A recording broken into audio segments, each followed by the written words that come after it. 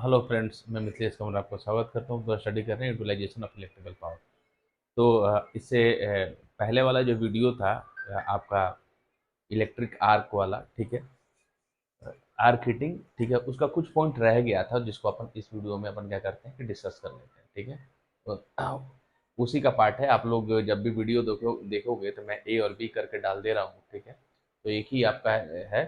तो arc electric arc का ही ये है जिसका कुछ पॉइंट्स रह गया था, उसको अपन फिर से अपन डिस्कस कर लेते हैं, ठीक है। तो वीडियो को ए और लेक्चर ए और बी करके डाल देंगे। जब भी आप पढ़ो तो दोनों आप वीडियो को कंबाइन करके पढ़ लेना, ठीक है। जो पॉइंट्स लिखोगे तो कंटिन्यूअस ये पॉइंट लिखोगे, ठीक है।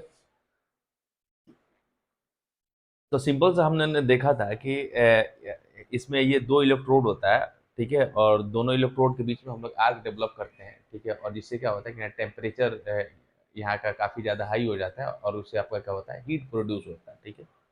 और उसको स्टार्टिंग में अपने को काफ़ी ज़्यादा हाई वोल्टेज का रिक्वायरमेंट होता है, उसके लिए अपन स्टेप अप ट्रांसफार्मर यूज करते हैं। उसके बाद क्या होता है कि अपने को आर को मेंटेन करने के लिए नॉर्मल वोल्टेज पे भी अपना काम हो जाता है, ठीक है। तो आगे आगे देखेंगे कि ये जो आपका इलेक्ट्रोड है ना, वो आगे क्वेश्चन पूछा जा सकता है कि जो आपका इलेक्ट्रिक आर्क हीटिंग में जो इलेक्ट्रोड्स है वो किस मटेरियल के बने हुए हैं। तो जो आपके इलेक्ट्रोड है या तो कार्बन का बना हुआ है या ग्रेफाइट का बना हुआ रहता है, ठीक है। कार्बन या ग्रेफाइट का आपका बना हुआ रहता है। और आपका यहाँ पे स्टेप अप ट्रांसफार्मर हम लोग क्या करते हैं, यूज करते हैं किसके लिए, हाई वोल्टेज के लिए, ठीक है। इसके बाद जब आर का प्रोसीजर चालू हो जाता है तो उसको मेंटेन करने के लिए अपने नॉर्मल वोल्टेज पे भी अपना काम क्या होता है, चल जाता है। क्लियर है। देखिए उसी चीज को मैं यहाँ पे लिखवा दे रहा हूँ।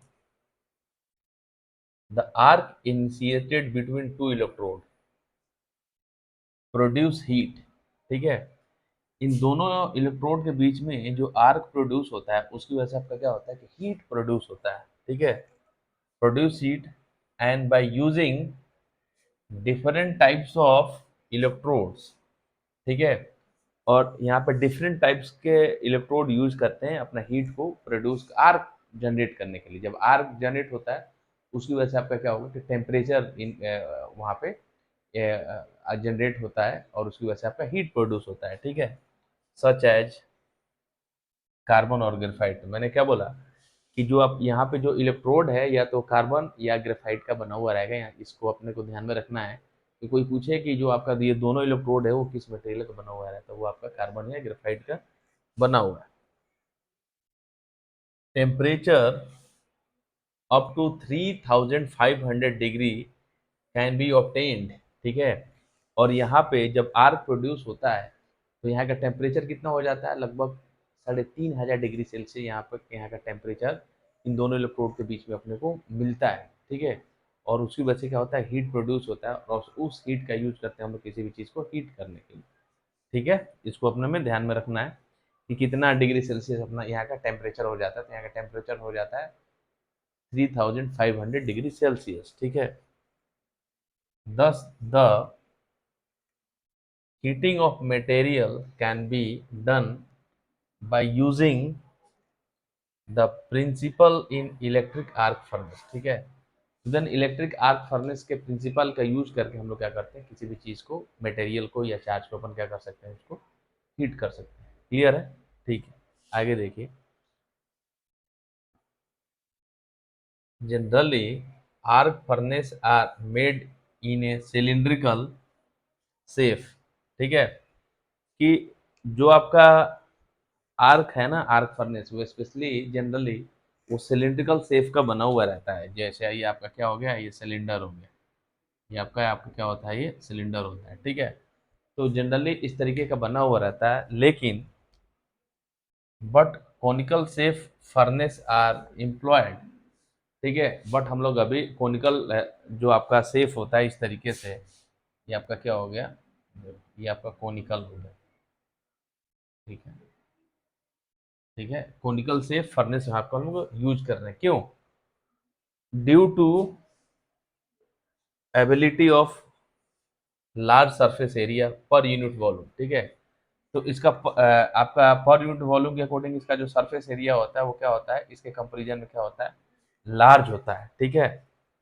लेस पावर कंजम्पशन, ठीक है, इसमें जो पावर का कंजम्पशन होता है वो क्या होता है, वो कम होता है, less radiation loss.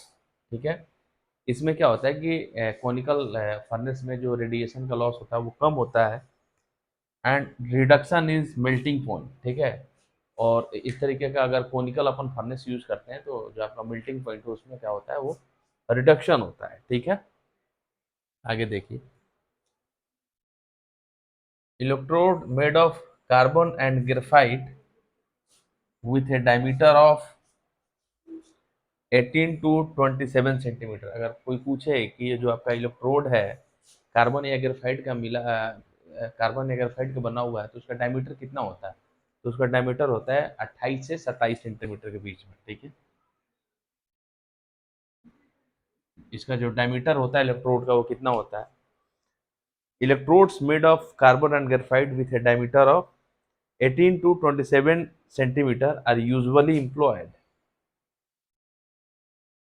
In the case of a small furnace, अगर आपका small furnace है,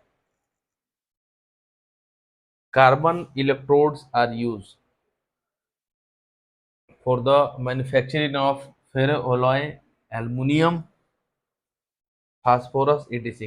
ठीक है, एक वर्ड में समझो, अगर आपका जो फर्नेस है वो स्मॉल है, छोटा है, तो वहाँ पर अपन कार्बन टाइप इलेक्ट्रोड अपन यूज करेंगे। ठीक है, अगला है for electrochemical furnace and electrolytic production of aluminium. ठीक है, अगर आपका इलेक्ट्रोकेमिकल फर्नेस है या इलेक्ट्रोलाइटिक का प्रोडक्शन करना है, and electrolytic production of aluminium.